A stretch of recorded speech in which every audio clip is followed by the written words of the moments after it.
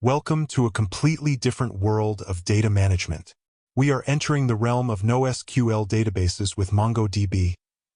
MongoDB is the leading document database, offering flexibility and scalability that relational databases, like MySQL and PostgreSQL, may not easily match. 1. What is NoSQL and MongoDB? NoSQL stands for Not Only SQL. These databases handle unstructured or semi-structured data and do not rely on fixed table schemas. MongoDB specifically stores data in flexible JSON-like structures called documents. 2. Core concepts, documents, and collections.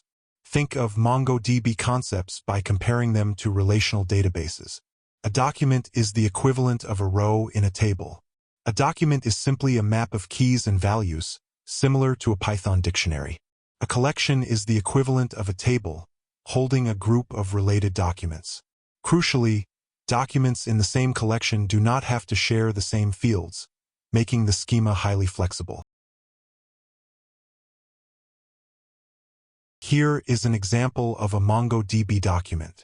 Notice the nested fields, like supplier, and the list of values, tag.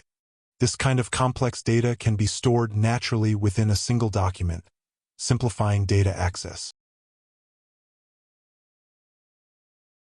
3. Section roadmap. To work with MongoDB, we will first install the server. Then we will explore the MongoDB console before installing the Python connector, pymongo. Finally, we will cover all the CRUD operations using the pymongo API.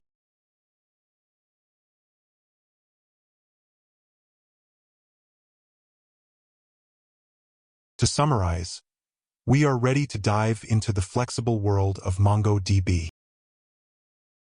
Our next lecture 30.02, Install Mongo.